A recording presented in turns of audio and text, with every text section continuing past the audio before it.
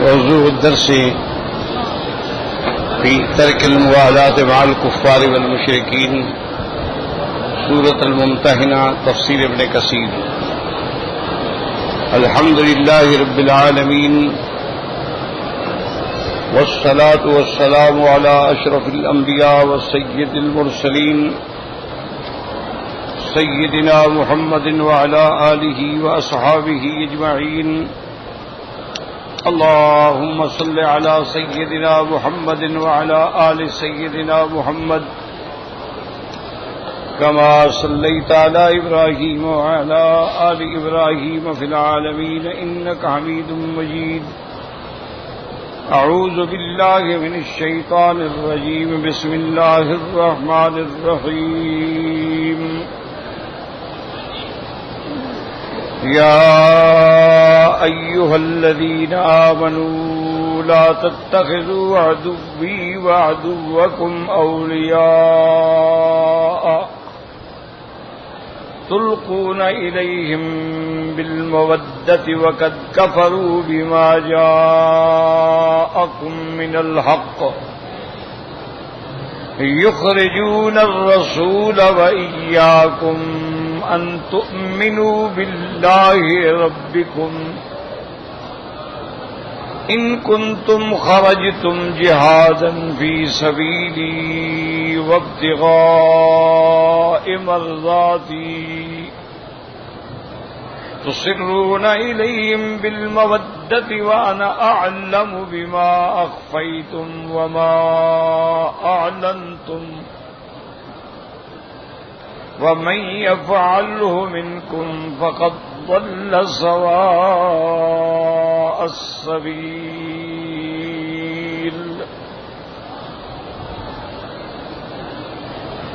إن يثقفوكم يكونوا لكم أعداء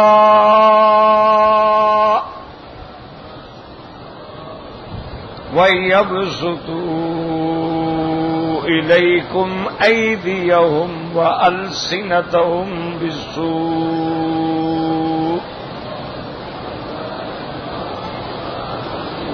وودوا لو تكفرون لن تنفعكم أرحامكم ولا أولادكم يوم القيامة يفصل بينكم والله بما تعملون بصير. سورۃ الممتحنہ جو ہے یہ مدنی سورتوں میں ہے اور الحمدللہ متعدد بار میں نے عرض کیا ہے کہ جو قرآن کی آیات یا صورتیں حضور صلی اللہ علیہ وسلم پر ہجرت کے بعد اتری ہیں وہ مدنیہ ہیں، چاہے جہاں بھی اتریں. اور جتنی صورتیں ہجرت سے پہلے اتری ہیں وہ سب مکیہ ہیں، چاہے وہ کسی مقام پہ اتریں. چونکہ سرکار دو عالم کی زندگی مبارک کے دو حصے ہیں، ایک مکی زندگی ہے، ایک مدنی زندگی. تو یہ سورت جو ہے یہ بھی سورت مدنیہ ہے بالاتفاق، اس میں کوئی اختلاف نہیں. ممتحنہ یا ممتحنہ اس میں دو قراءتیں ہیں. بعض قراء نے فرمایا یہ کسر الہا کے ساتھ ہے ممتحنہ، تو اس سے مراد ہوگا الجماعت الممتحنہ. اور بعض قراء نے اس کو ہا کی فتح کے ساتھ پڑھا ہے ممتحنہ، تو اس سے مراد ہوگا المرأۃ الممتحنہ، وہ عورت جس کا امتحان ہوا. اس کا نام ممتحنہ یا ممتحنہ اس لیے پڑھا کہ یہ ایک بہت بڑے امتحان کے بارے میں ہے. اور اس صورت کا عمود جو ہے وہ یہ ہے کہ مسلمان کو کبھی کافروں کے ساتھ دوستی، محبت، موالات جو ہے وہ قطعا نہ جائے۔ ایک ہوتے ہیں معاملات، یاد رکھو معاملات تو جائز ہوتے ہیں، کافروں کے ساتھ بھی کاروبار ہے، تجارت ہے، لین دین ہے، یہ معاملات ہیں۔ ایک ہے موالات کے دلی محبت ہو، آپ ان کو فائدہ پہنچانا چاہیں، آپ ان کے اعزاز کو بڑھانا چاہیں، اسلام کو گھٹانا چاہیں، تو پھر یہ کفر ہے۔ جب آدمی کفار کے ساتھ موالات رکھتا ہے تو انہی میں شمار ہو۔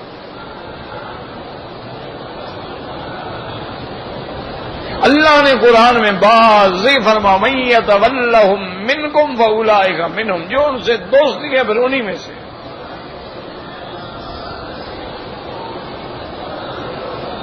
اور اس کو اللہ نے اتنا شدت سے بیان فرمایا کہ میرے دشمن، اللہ کا کوئی کیا دشمن ہو سکتا ہے؟ وہ تو مالک الملک ہے، جو چاہے کر دیں، یفعل ما یشاء ہیں۔ لیکن آپ کو احساس دلانے کے لیے کہ کم از کم یہ تو خیال کرو کہ یہ میرے دشمن ہیں، مجھے نہیں مانتے، میری توحید کے منکر ہیں، میرے انبیاء کے منکر ہیں، میری کتابوں کے منکر ہیں، میرے احکامات کے منکر ہیں، پھر تم ان سے دوستی کرتے ہو۔ تو ایک مسئلہ ہمیشہ کے لیے یاد رکھیں کہ کفار سے دوستی رکھنا حرام ہے۔ معاملات جیسے میں نے عرض کیا کہ معاملات میں کوئی منع نہیں ہوتا۔ اچھا، اسی طرح مثلا کوئی کافر ہے، وہ مصیبت میں ہے، بھوکا مر رہا ہے، اس کو آپ کھانا دے سکتے ہیں، پانی دے سکتے ہیں۔ کوئی کافر آپ کے ذمے میں آنا چاہتا ہے، آپ سے عہد کرنا چاہتا ہے، آپ معاہدہ کر سکتے ہیں، لیکن وہ ہمیشہ اسلام کے زیر نگیر ہے، یہ نہیں کہ اسلام پہ سوار ہو جائے۔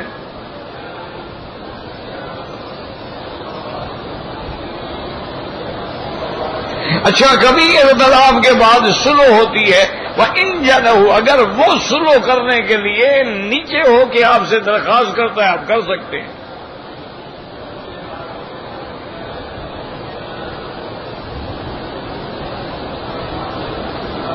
اللہ نے اسلام کو، مسلمانوں کو، مومنین کو عزت دی ہے۔ للہ العزت ولرسولہ وللمؤمنین، عزت اور غلبہ اللہ کے لیے، اللہ کے رسول کے لیے، ایمان والوں۔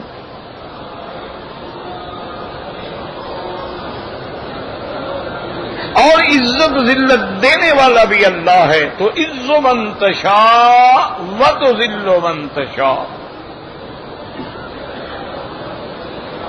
ان العزت للہ جمیعا، سب اسی کے ہاتھ میں۔ وَمَن نَّصْرُ إِلَّا مِنْ عِندِ اللَّهِ، مدد صرف اسی کی۔ اب دیکھو کہ تمہارے سامنے دو منظر موجود ہیں، بدر کا بھی، حنین کا بھی۔ بدر میں تم 313 تھے، نہتے تھے، کوئی ہتھیار نہیں، کوئی ذرائع نہیں، دشمن مسلح ہے، 1000 ہے۔ اللہ نے تم قلیل کو غالب کر دیا۔ کم من فئۃ قلیلۃ غلبت فئۃ کثیرۃ بإذن اللہ۔ اور حنین میں تم 12000 ہو، دل میں خیال آ گیا کہ آج تو ہماری اتنی بڑی تعداد ہے، اذ اعجبتکم کثرتکم، تمہاری تعداد میں تمہیں یعنی خوشی ہوئی کہ آج ہم تو ہر حال میں جنگ جیتیں گے نا۔ نتیجہ یہ نکلا کہ تم بھاگ کھڑے ہوئے۔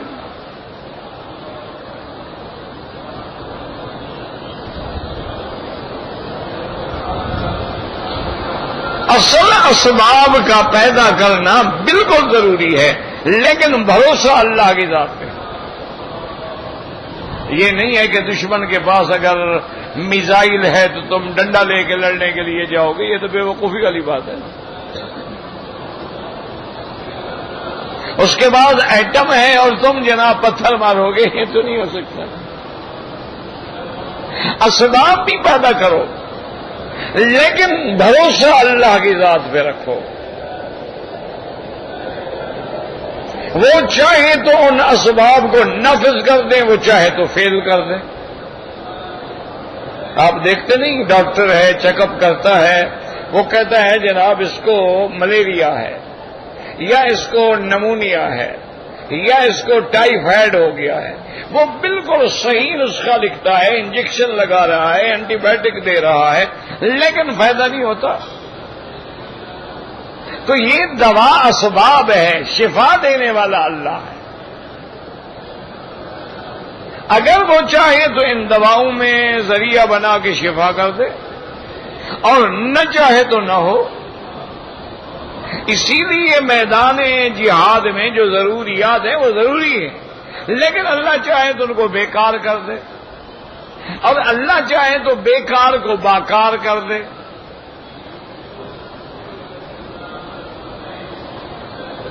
اب یعنی کفار مکہ کا لشکر جرار ہے، 1000 جنگجو ہے، اور مکے والے جو ہیں وہ سردار تھے، ہمیشہ جنگیں لڑتے رہے۔ مدینہ شریف والے تو کاشتکار تھے، باغبان لوگ تھے، کبھی جنگ ہی نہیں لڑی۔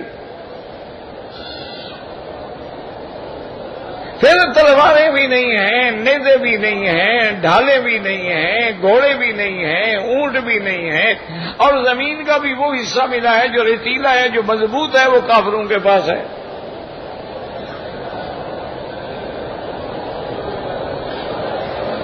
اللہ نے بے مثل فتح عطا فرمائی، کفر کی طاقت ٹوٹ گئی۔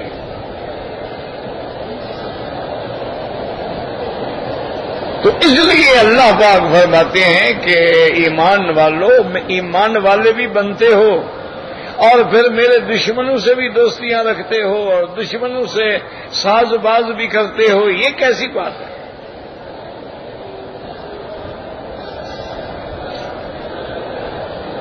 اور اس کے اسباب نزول میں ایک واقعہ ہے۔ ایک عورت تھی، مکہ مکرمہ میں رہتی تھی، بعض مفسرین نے روایات سابقہ سے اس کا نام بھی لکھا ہے، سارا اس کا نام تھا۔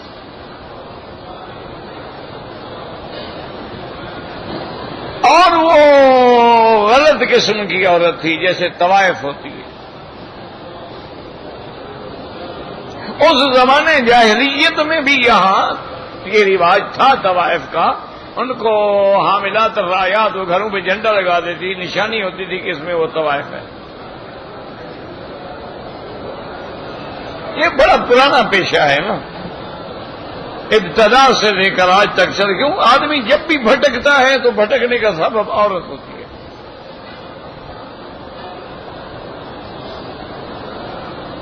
جو اس پہ قابو پا گیا نا جی، بس وہ بچ گیا۔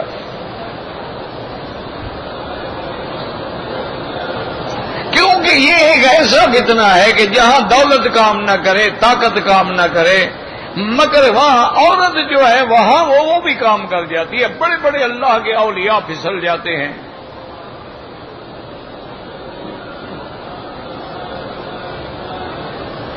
اسی لیے اللہ نے روک لگا دی ہے نا، غیر محرم کے ساتھ نہ بیٹھو، غیر محرم کے ساتھ سفر نہ کرو، غیر محرم پہ نظر نہ ڈالو، غیر محرم سے ہاتھ نہ ملاؤ، دور رہو۔ کیوں؟ قریب آئے کرنٹ لگے گا۔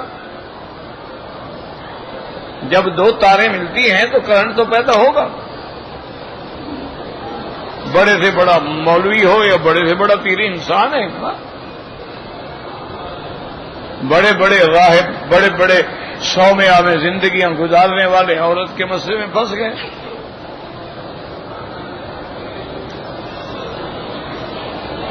تو وہ عورت جو تھی، وہ سارا جس کا نام تھا، وہ مدینہ منورہ میں آئی،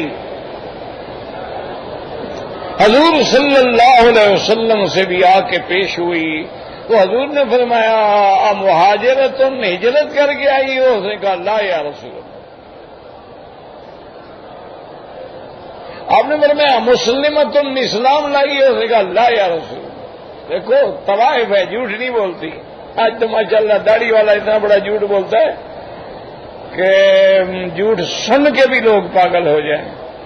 بعد میں تو میری طرح داڑیاں رکھی جھوٹ بولنے کے لیے ہیں، لوگ اعتبار کریں گے حاجی صاحب ہیں، حاجی صاحب اندر کاٹ رہے ہیں ماشاءاللہ۔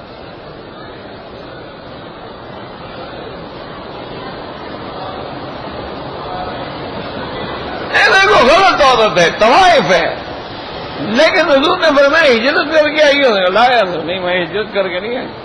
آپ نے فرمایا اچھا اسلام نے کہا لا یا رسول اللہ میں اسلام نہیں لیا، میں کافر ہوں۔ تو انہوں نے فرمایا کیوں آئی ہو؟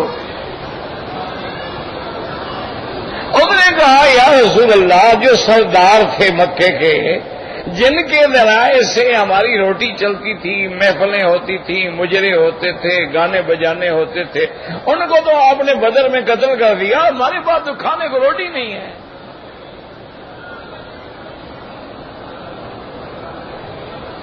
ہم گناہ گار ضرور ہیں لیکن کیا کریں، کہاں سے کھائیں؟ حضور پاک نے صحابہ سے فرمایا اس کی مدد کرو، انسان ہے، طوائف ہے تو کیا ہو گیا، انسان ہے۔ بعض اوقات ان گناہ گاروں میں جتنا جذبہ ہوتا ہے وہ ہم مولویوں میں بھی نہیں ہوتا۔ ختم نبوت کے مسئلے پر آپ آج بھی لاہور سے جا کے لاہوریوں سے پوچھ لیں، وہ لوگ ابھی بھی زندہ ہیں کہ مسئلہ ختم نبوت پہ جب گولی چلی، مسلمانوں نے گولی چلائی مسلمانوں پہ، ماشاءاللہ، انا للہ و انا الیہ راجعون۔ آج آپ پورے ملک پہ ٹھنڈے دل سے نظر ڈالیں، مارنے والا جو ہے وہ بھی مسلمان ہے، مرنے والا جو ہے وہ بھی مسلمان۔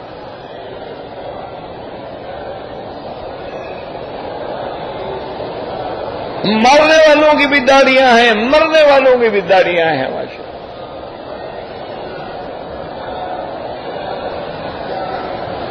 انا للہ و انا الیہ راجعون۔ تو یہ ہوتا ہے، ہر دور میں ہوتا آیا ہے۔ اللہ تبارک و تعالی ہمیں اپنے عذاب سے نجات عطا فرما دے۔ بڑا مشکل مرحلہ ہے ملک میں۔ دیکھو کافر ہے، جھوٹ نہیں بولتی۔ ابو سفیان جب ہرقل کے سامنے کھڑا ہے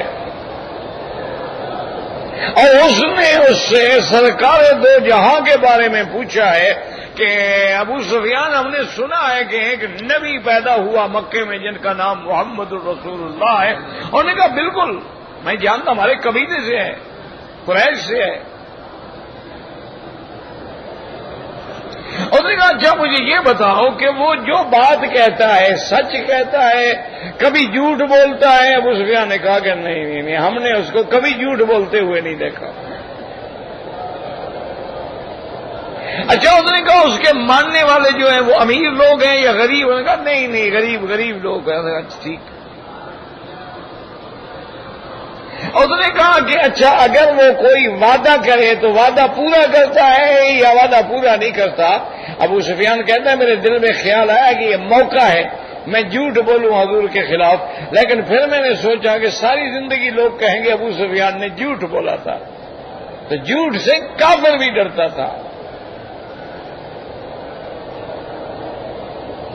وہ کہتا میں نے بس ایک گول مول بات کی، میں نے کہا اگر ابھی ہمارا ان کا ایک معاہدہ ہوا ہے، پتہ نہیں وہ وعدہ پورا کریں گے یا نہیں کریں گے، لیکن کہتے یہ بھی میرا جھوٹ تھا، مجھے یقین تھا محمد مصطفیٰ وعدے کا سچا ہے۔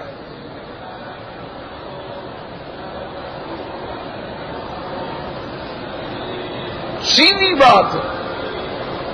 انہوں نے کہا یا رسول اللہ صلی اللہ علیہ وسلم سردار مارے گئے ہیں، اب مرے کھانے کا کچھ، آپ نے فرمایا چلو اس کی مدد کرو۔ کبھی مدد کرنا جو ہے اس کو کہتے ہیں تالیف قلب، یہ ہدایت کا ذریعہ بن جاتا ہے۔ اور پھر انسان کو انسان سمجھا کرو. کافر ہے، گناہ گار ہے، انسان تو ہے نا، اللہ کی مخلوق تو ہے، انسان ہے. تو صحابہ نے کسی نے کچھ دیا، کسی نے کچھ دیا، اس کو سامان شامان اکٹھا کر کے دے دیا. ایک صحابی تھے میرے محبوب کے، ان کا نام تھا حاطب ابن ابی بلتعہ. حاطب یاد رکھ لیں، یہ صحابی بڑی شان والا صحابی ہے، بدری صحابی ہے جو جنگ بدر میں حضور کے ساتھ تھا.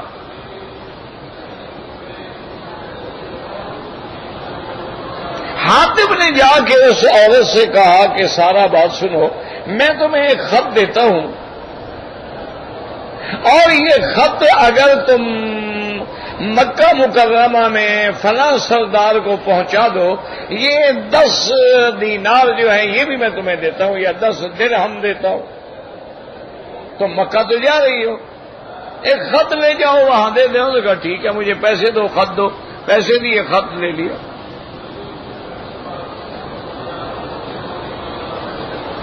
اصل حاطب ابن ابی بلتعہ نے مکے والوں کو خبر کی کہ حضور پاک مکے پہ حملہ کرنے کی تیاری کر رہے ہیں، یعنی کافروں کو خبر دی. اللہ کی شان ہے، وہ عورت چلی گئی اور اللہ نے وحی بھیج دی. حضور پاک نے فوراً حضرت علی کو بلایا رضی اللہ عنہ. حضرت علی، زبیر بن العوام، مقداد بن الاسود.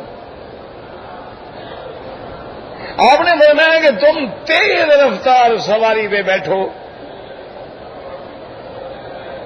اور جاؤ فلاں جگہ پر، موضع روضۃ خاخ، ایک جگہ کا نام ہے، مکے اور مدینے کے درمیان میں ہے، اس کا نام ہے روضہ خاخ.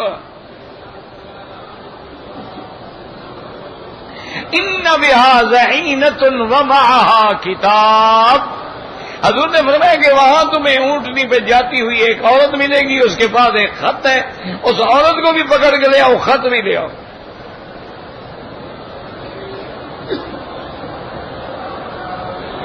حضرت علی رضی اللہ تعالی عنہ فرماتی ہیں کہ میں نے اپنے ساتھیوں کو لیا اور پھر ہم نے تو ماشاءاللہ تیز رفتار گھوڑے پہ دوڑے اور اسی مقام پہ گئے، دیکھا کہ ایک عورت اونٹنی پہ جا رہی ہے. ہم نے کہا ٹھہر جاؤ، وہ ٹھہر گئی.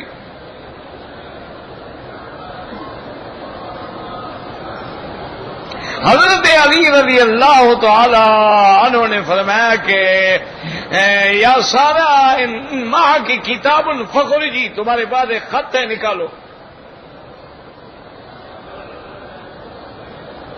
انہوں نے کہا میرے پاس کوئی خط نہیں.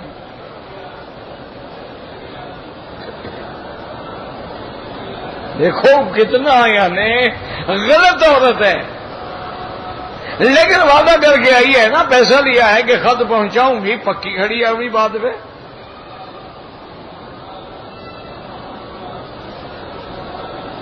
انہوں نے کہا حضرت میرے پاس نہیں سمائی کتاب، میرے پاس کوئی خط نہیں ہے، میرا سامان ہے، تلاشی لے لو. حضرت زبیر بن العوام نے اور مقداد نے فرمایا کہ بات تو ٹھیک کہہ رہی ہے نا، اس کو کوئی خواب تو نہیں آیا تھا کہ ہم پکڑنے کے لیے آ رہے ہیں. تو سامان کھولا، ایک چیز کھولی، پرانے کپڑے تھے، کوئی چیزیں تھیں، ساری دیکھ ڈالی، وہ خط نہیں تھا. تو حضرت زبیر نے کہا کہ حضرت علی یہ خط تو نہیں ہے.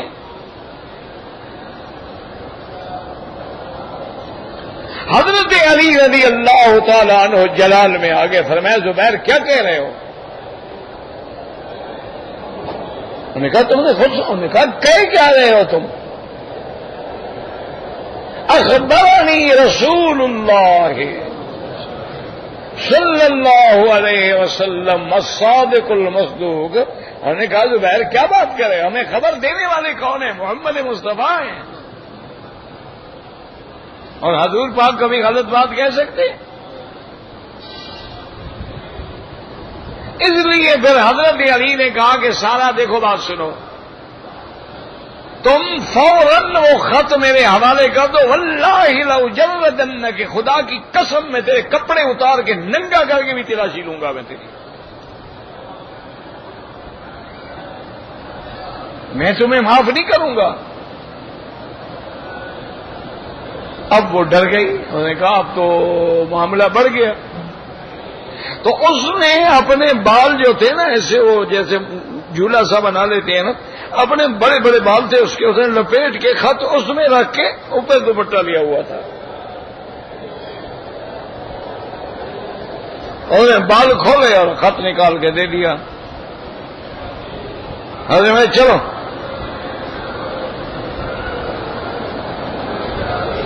حضور صلی اللہ علیہ وسلم کی خدمت میں جب خط لایا گیا، آپ نے فرمایا حاتب کو بلاؤ۔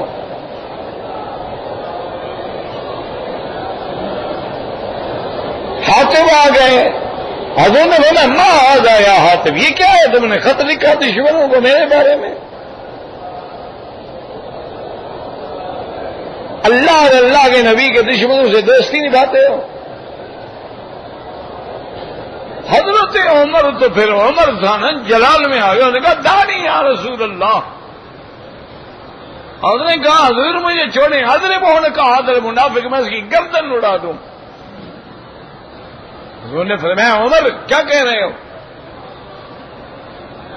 انہوں نے کہا یا رسول اللہ، اللہ اللہ کے رسول کے خلاف سازش کر رہا ہے، اس کو ابھی آپ نے فرمایا عمر کیا کہہ رہے؟ انہ بدری، یہ میرا بدری صحابی ہے، اور بدر والوں کو تو اللہ نے معاف کر دیا۔ فرمایا اعملوا ما شئتم انی قد غفرت لکم، جو چاہو کرو میں نے تمہیں معاف کر دیا۔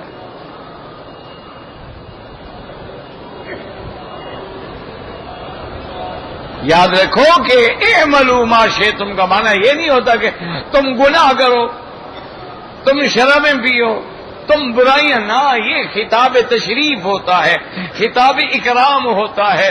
جیسے بادشاہ کسی غلام سے راضی ہو، وہ کہتا ہے یار بس ٹھیک ہے، ہم نے معاف، اب جو چاہو کرو، ہم اب تم سے ناراض نہیں ہوں گے۔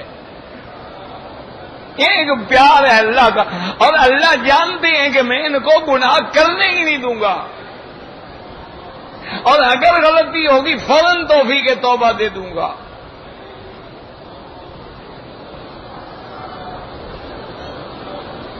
حضرت حاتب ابن ابی بلتہ نے کہا کہ یا رسول اللہ مجھے کچھ کہنے کی اجازت دیں، اور اس کے بعد یہ میری گردن ہے، یہ حاضر ہے۔ انہوں نے کہا یا رسول اللہ صلی اللہ علیہ وسلم، ہم لوگ جب مہاجر بن کے آ گئے تو سب کے کچھ نہ کچھ رشتہ دار، کچھ نہ کچھ تعلقات مکے والوں سے ہیں، میرے گھر والے وہاں رہ گئے اور میرا کوئی رشتہ دار نہیں، اور میں نے سنا کہ آپ جنگ کی بھی تیاری فرما رہے ہیں۔ میں نے کہا پھر میرے عزیز تو مر جائیں گے، ان کا تو کوئی بھی نہیں ہے۔ تو مجھے یقین تھا کہ اللہ آپ کی مدد فرمائیں گے، آپ یقیناً کامیاب ہوں گے، لیکن میں کافروں پہ احسان کر دوں، اس احسان کے بدلے میں شاید میرے گھر والوں کی حفاظت کریں۔ حضور نے فرمایا سادہ کا بات ہے، حاتب نے سچ کہا، یہ جھوٹ نہیں بول رہا۔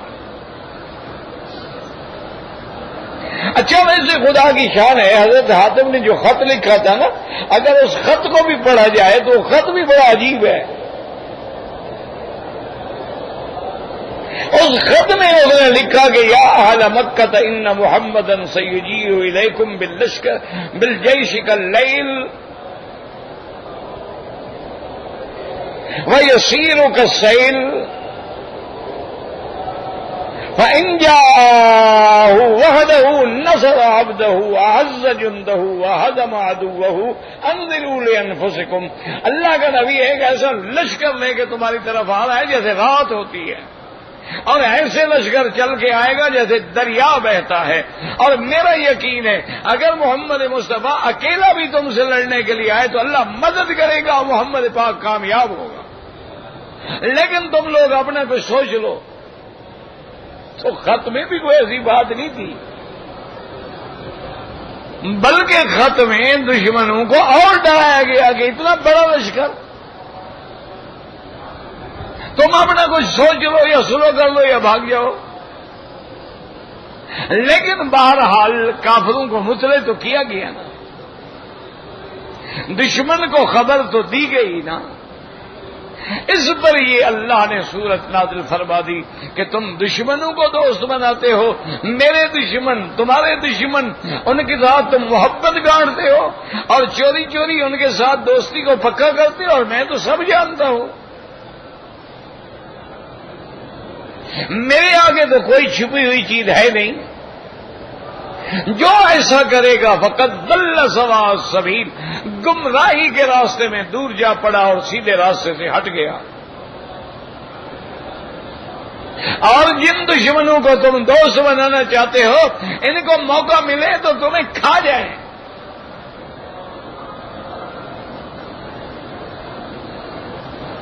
تو یہ آیات مبارک نازل ہوئی، اور جن علماء نے اس کو پڑھا ہے ممتحنہ زبر کے ساتھ، اس کی وجہ یہ ہے کہ ایک عورت تھی جس کا نام ام کلثوم تھا، یہ عقبۃ ابن ابی معیط کی بیٹی ہے، اور عقبۃ ابن ابی معیط سب سے بڑا دشمن ہے میرے محمد مصطفیٰ۔ یہ ظالم اتنا دشمن، یہ وہی دشمن ہے جس نے حضور پاک کے گلے مبارک میں کپڑا ڈال کے کھینچا تھا۔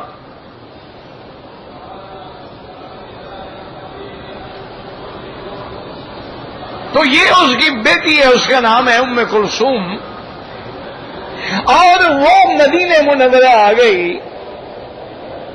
تو اب حکم یہ تھا کہ اگر کوئی عورت ہجرت کر کے مکہ چھوڑ کے مدینہ آ جائے تو ان کا امتحان کرو۔ اللہ نے فرمایا نبی میں تو جانتا ہوں، لیکن آپ امتحان کریں تاکہ لوگوں کو پتہ چلے۔ اذا جاءک المؤمنات مہاجرات فامتحنوہن، ان کا امتحان کرو۔ کسی بندے کی محبت میں تو نہیں بھاگ آئی، اپنے خاوند کے ساتھ نہ بنی، اس سے جان چھڑانے کے لیے تو نہیں مہاجر بن گئی،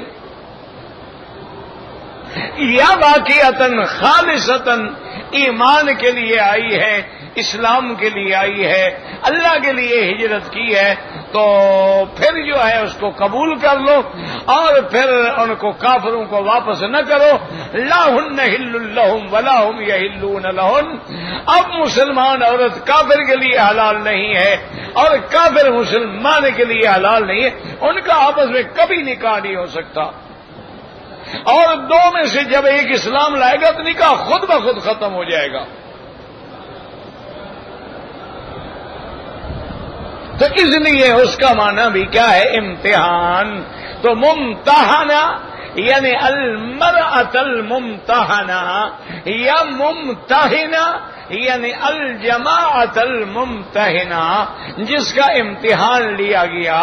تو اسلام میں حکم کیا ہے کہ کفار سے معاملات جائز لیکن موالات جائز نہیں، کافروں سے اٹھنا بیٹھنا ملنا جلنا لیکن قلبی محبت جائز نہیں ہے۔ ایک دل میں اللہ کی محبت اور اللہ کے دشمن کی محبت کبھی جمع نہیں ہو سکتی۔ ضدان لا یجتمعان، یہ تو آپس میں ضد ہے، یا اللہ کی محبت ہو یا دشمن کی ہو، دونوں کٹھی کیسے ہو سکتی ہیں؟ اگر تمہارے دلوں میں اللہ اللہ کے رسول کی محبت ہے، پھر کافروں کی محبت کا کیا معنی؟ پھر کافروں سے تعلق کا کیا معنی؟ ایک ہوتے ہیں امور، جیسے کہ حضور پاک نے بھی یہودیوں سے معاہدے فرمائے۔ حضور صلی اللہ علیہ وسلم نے مکے کے مشرکین سے معاہدہ فرمایا، صلح حدیبیہ کے نام سے، جو قرآن و حدیث میں اور تاریخ میں معروف ہے، لیکن یہ معنی نہیں ہے صلح کرنا، معاہدے کرنا الگ بات ہے، ان کا بالکل خیر خواہ بننا، ہمدرد بننا، ان سے محبت رکھنا، ان کی بڑائی کے لیے کام کرنا، یہ تو کفر ہے۔ اور ہماری بدقسمتی ہے کہ ہر دور میں آج بھی آپ اگر تاریخ اٹھا کے دیکھ لیں کہ جب انگریز نے تسلط کیا ہے تو کتنے بڑے بڑے پیر اور کتنے بڑے بڑے مولوی جو تھے وہ بک گئے. کتنے لوگ سے جن کو مخدوم الملک اور شمس الملک اور ڈاکٹر کے خطاب ملے انگریزوں نے دیے. وہ کیوں دیے تھے؟ جاگیریں ملی کہ یہ ان کے وفادار تھے، ان کے حق میں رات دن کام کرتے تھے.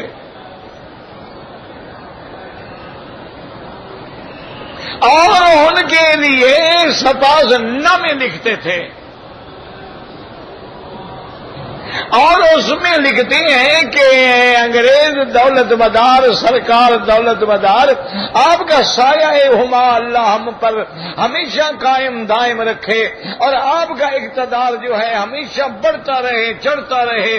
آپ کے دور میں جو عدل ہے، جو انصاف ہے کہ شیر اور بکری ایک گھاٹ سے پانی پی رہے ہیں، اور ہمیں بڑے ماشاءاللہ مذہبی کام کرنے کے موقع مل رہے ہیں. ہم آپ کے غلام ہیں، وفادار ہیں، تابعدار ہیں، ساری زندگی آپ کے نمک خوار رہیں گے. یہ سپاس نامے ہیں جو لکھے ہوئے موجود ہیں.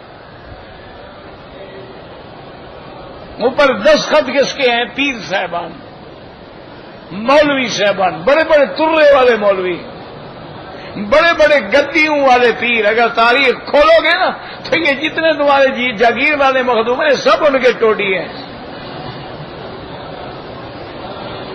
یہ جتنے تمہارے بڑے بڑے جاگیردار ہیں، سردار ہیں، وڈیرے ہیں، سب ان کے چمچے ہیں. اس لیے اللہ نے حکم دیا کہ ایمان والو لا تتخذوا عدوی وعدوکم، میرے دشمنوں کو اپنے دشمنوں کو دوست نہ سمجھو. تلقون الیہم بالمودہ، آپ محبت کے پیغام بھیجتے ہو. وقد کفروا بما جاءکم من الحق، حالانکہ جو اللہ کی طرف سے آیا اس سے انہوں نے کفر کیا. اللہ کے رسول کو اور تم لوگوں کو انہوں نے مکے سے نکالا. جرم کیا تھا کہ ان تؤمنوا باللہ ربکم، تم اپنے اللہ پر، اس کی ربوبیت پر ایمان لائے. ان کنتم خرجتم جہادا فی سبیلی وابتغاء مرضاتی، کہ تم نکلے اللہ کی رضا کے لیے. تسرون الیہم بالمودۃ، چوری چوری ان کو مودت اور محبت ظاہر کرتے ہو. وانا اعلم بما اخفیتم وما اعلمتم، جو چھپاؤ یا ظاہر کرو میں جانتا ہوں. ومن یفعلہ منکم فقد ضل سواء السبیل واللہ اعلم.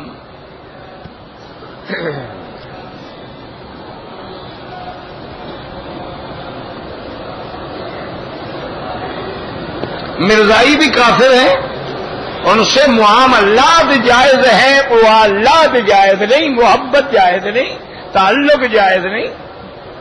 باقی ان کے کفر میں تو کوئی شبہ ہی نہیں ہے نا، کیونکہ مرزائی جو ہے یہ متفق علیہ کافر ہے.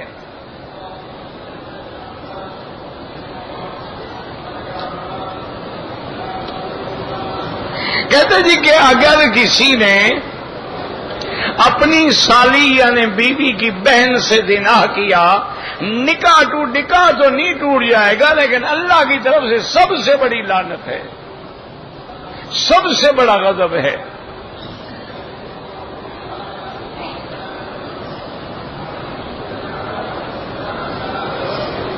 کہتے جی کہ مرنے کے بعد جب بیوی مر جائے تو خاوند جو ہے وہ غیر محرم ہو جاتا ہے. بالکل نہیں، وہ تو قیامت میں بھی تمہاری بیوی ہے، غیر محرم کیسے ہو گئے؟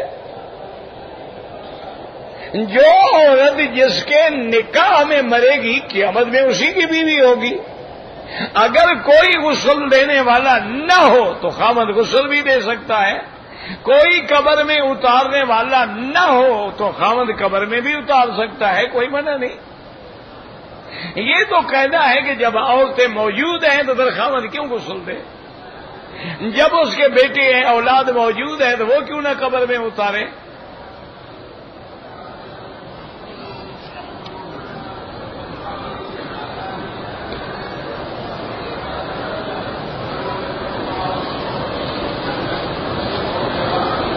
کہتے ہیں جی کہ ایک آدمی نے ٹیلی فون پر اپنی بیوی کو 3 طلاقیں اکٹھی دی ہیں.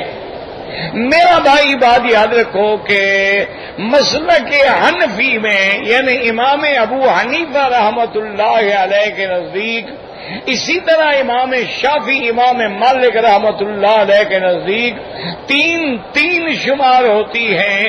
اب ان کا کوئی حل نہیں جب تک کہ وہ عورت حلالہ نہ کرے، اور وہ بھی خاوند پھر اپنی مرضی سے چھوڑے، کرائے کا خاوند نہ ہو۔ نہیں ہوتا نا رواج، لوگ کہتے ہیں یار ٹھیک ہے ایک رات کے لیے نکاح کر دو، مجھ سے 1000 روپیہ بھی لے لو، ہوٹل کا کمرہ بھی میں بک کروا دیتا ہوں، ایک رات گزار لو، صبح طلاق دیتے ہیں۔ یہ اس پر تو اللہ کے نبی نے لعنت بھیجی ہے۔ لعن اللہ المحلل والمحلل له، حضور نے فرمایا جو حلالہ کرتا ہے یا کرواتے دونوں پہ اللہ کی لعنت ہے۔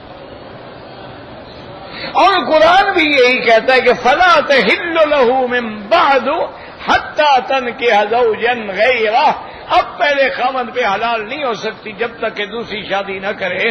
صرف بعض علماء اہل حدیث ہیں جو 3 ایک مجلس میں ایک کے قائل ہیں۔ بہرحال یہ ہم نہ ان پہ اعتراض کرتے ہیں، لیکن جمہور کی رائے یہی ہے کہ 3 ہوتی ہے۔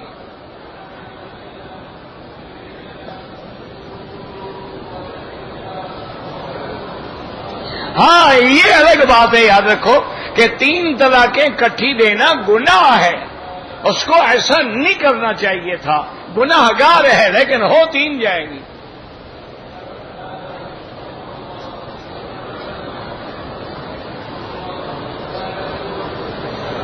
کہتے ہیں جی کہ بعض لوگ کہتے ہیں کہ جو تمہاری نمازیں قضا ہو گئی ہیں ان کو ادا کرنے کی ضرورت نہیں ہے۔ ماشاءاللہ ادھر کہتے ہیں ایک نماز چھوڑو تو کافر ہو جاتا ہے، حنفی کہتے ہیں قضا کر، کہتے ہیں نہیں قضا کرنے کی ضرورت، بس توبہ کر لی بات ختم ہو گئی۔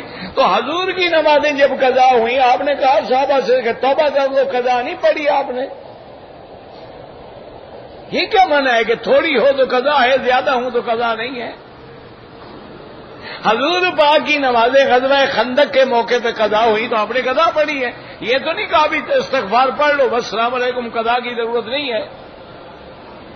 تو اگر ایک نماز کی قضا ہے تو پھر 1,00,000 کی بھی قضا ہے۔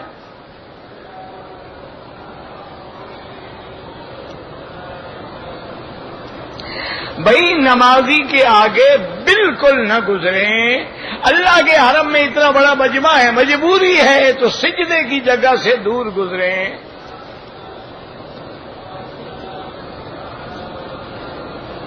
میدان عرفات میں تمام حاجی جو ہیں 2 رکعت پڑھیں گے اور ظہر اثر کو بھی جمع کریں گے۔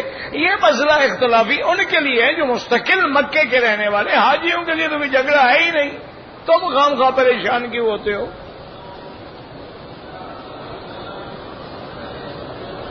بعض لوگ رفع یدین اس لیے کرتے ہیں کہ یہاں کے لوگ کرتے ہیں، پھر یہاں 20 رکعت تراویح پڑھتے ہیں، وہ تو نہیں پڑھتے ہو۔ یہاں والا سارا کام کرو نا، آدھا کیوں کرتے ہو؟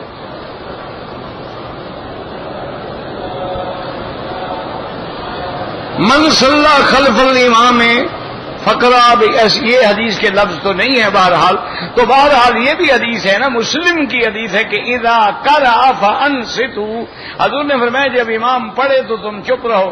کیوں بھئی آگے اس کے کیا تکلیف کیا ہے آپ کو؟ کیا تکلیف ہے کہ ان کے سر کے اوپر گزر کے آگے کیا کیوں؟ یعنی وہ جو بیٹھے ہیں وہ انا للہ، گردنیں پھلانگ کے آنا حرام ہے، ثواب کے بجائے گناہ ہے۔ جو لوگ پہلے بیٹھے ہیں ان کا حق ہے، اور پھر وہ طالب ہے، وہ صاحب کتاب ہے، تم خواہ کے لیے سننے کے لیے آ گئے ہو۔ انا للہ و انا الیہ راجعون۔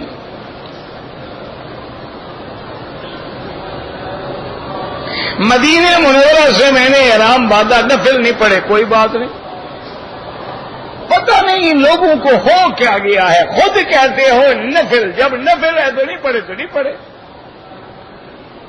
وہ نفل نہیں ہوتے ہیں، غلط بات ہے، سنت الاحرام ہے، لیکن موقع نہ ملے نہ پڑھو، کوئی بات نہیں، کہ فرض واجب تو نہیں ہے نا، سنت ہے، بڑا ثواب ہے، نہیں پڑھا کوئی بات نہیں۔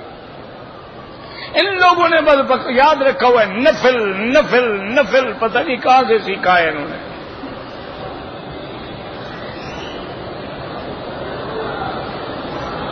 حرم میں عورت با جماعت نماز پڑھے، بالکل با جماعت پڑھنا افضل ہے. حضور کی بیویاں آ کے جماعت کے ساتھ نماز پڑھتی تھی. نیچے والا ہاتھ چھوڑنے سے کیوں چھوڑے، وجہ تو لکھو نا.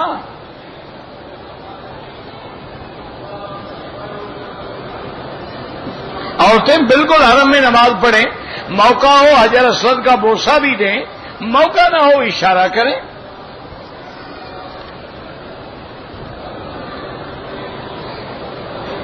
اگر کوئی آدمی ایک دن عمرہ کرے، دوسرے دن پھر عمرہ کرے، بال اگر نہ بھی ہوں تو اس طرح پھروانا پڑے گا. اگر بال ہیں تو چوتھا حصہ کٹوانا ہوگا سارے سر سے.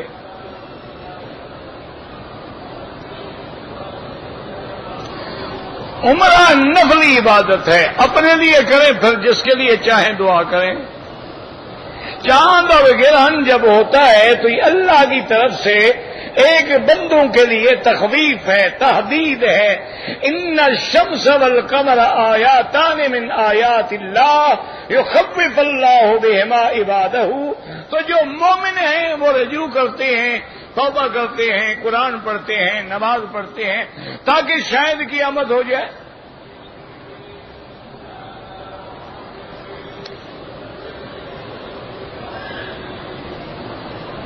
ایک آدمی نے عمرہ کیا، سر کے بال نہیں کاٹے، دوسرے دن جا کے کاٹے ہیں، ایک بکری دم پڑ گئی.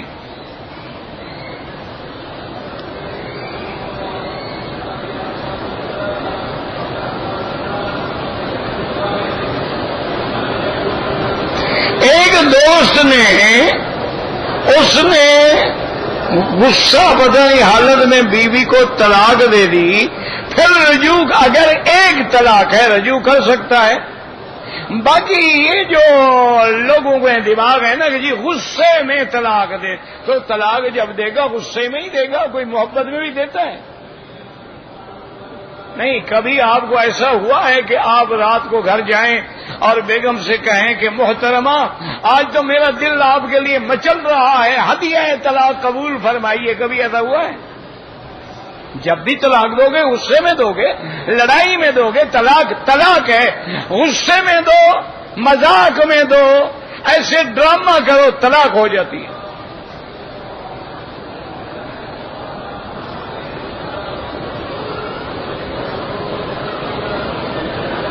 اگر عورت نے عمرہ کر لیا، صفا مروہ دوڑ لیا، بال نہیں کٹائے تو گویا وہ ابھی تک احرام میں ہے.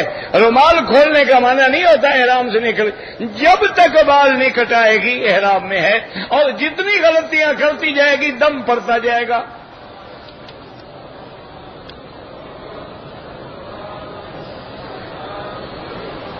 میرے پاس کچھ کیسٹیں پرانی ہیں، نہیں چلتی جلا دیں، پانی میں کہیں ڈال دیں. کیا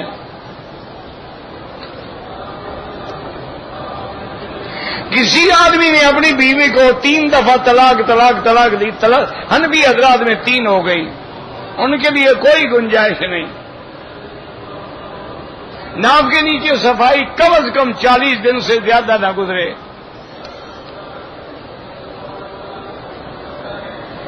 یہاں پر الحمدللہ سب سے زیادہ تبلیغ اس ملک میں ہوتی ہے. یہ اب کیا ہو رہا ہے؟ اس سامنے درس میں کیا ہو رہا ہے؟ ہر طرف جو درس ہو رہے ہیں کیا ہو رہا ہے؟ ہر مسجد میں جو درس ہو رہے ہیں کیا ہو رہا ہے؟ ہر چینل پہ جو درس ہو رہے ہیں کہ تبلیغ ہے. یہ مانا تو نہیں کہ تجھ کو کرنے دے تو ہے، کوئی اور کرے تو نہیں ہے.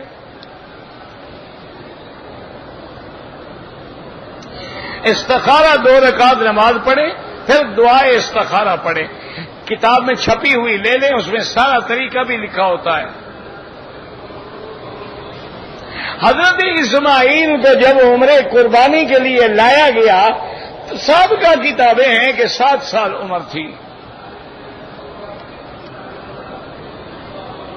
27 رجب کو روزہ رکھنے کا حکم ہی نہیں، بدعت ہے.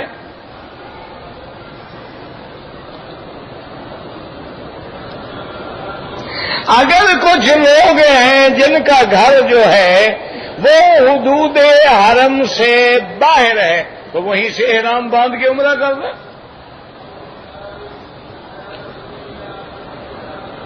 والدہ زندہ ہیں ان کے لیے عمرہ بالکل کرو.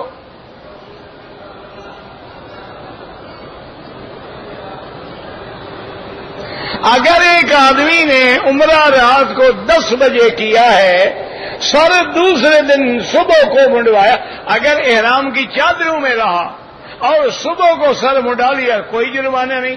اگر کپڑے پہن کے 5-6 گھنٹے گزر گئے پھر سر منڈایا تو ایک بکری دم پڑ گئی.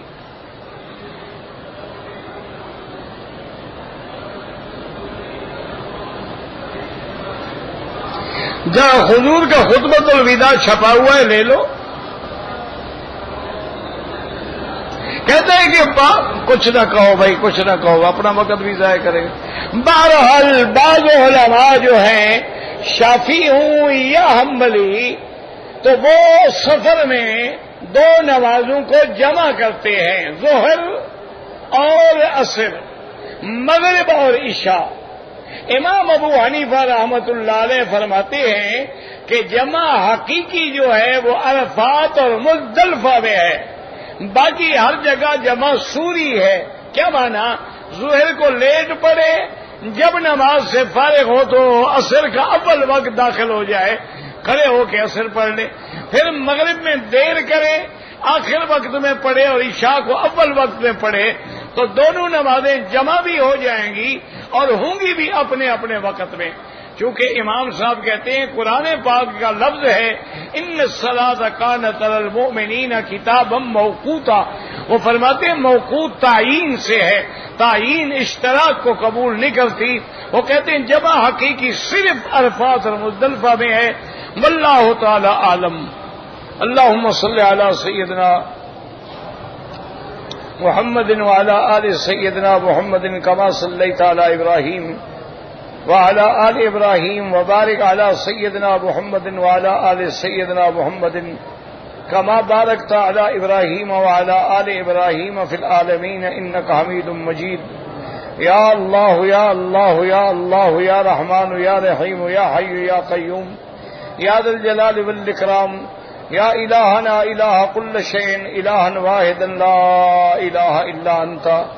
اللهم أنت الميسر لكل يسير وأنت على كل شيء قدير. اللهم يسر أمورنا وأمور أولادنا وأولاد أولادنا وأمور بناتنا وأخواننا وأصحابنا وأمور من أوصانا واستوصانا وأمور المسلمين برحمتك يا أرحم الراحمين. اللهم احفظ سائر بلاد المسلمين وهذا البلد الأمين فاجعل آمنا مطمئنا سخاء رخاء إلى يوم الدين. یا اللہ بیماروں کو شفا عطا فرما.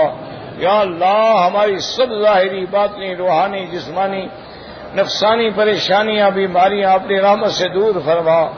یا اللہ بے حیاؤں کو حیا عطا فرما، بے دینوں کو دین عطا فرما، بے اولادوں کو اولاد عطا فرما. جن کی اولادیں ہیں ان کو صالح بنا. یا اللہ جن کے گھروں میں بچیاں ہیں ان کے رشتے آسان فرما. یا اللہ بے روزگاروں کو روزگار عطا فرما. یا اللہ قرض داروں کے قرض ادا فرما. یا اللہ مسلمان عرب میں ہیں عجم میں ہیں جس ملک میں ہیں ان کی جان مال آبرو عزت کی حفاظت فرما. یا اللہ عالم اسلام کی حفاظت فرما. یا اللہ پاکستان سے اپنا عذاب رفع فرما. یا اللہ پاکستان سے اپنا عذاب رفع فرما. یا اللہ ہنود و یہود کی سازشوں اور فتنوں سے محفوظ فرما. ربنا تقبل منا انك انت السميع العليم وتب علينا انك انت التواب الرحيم. وصلى الله تعالى على خير خلقه سيدنا محمد وعلى آله واصحابه اجمعين. اللهم صل على سيدنا محمد وعلى آل سيدنا محمد وبارك وسلم عليه.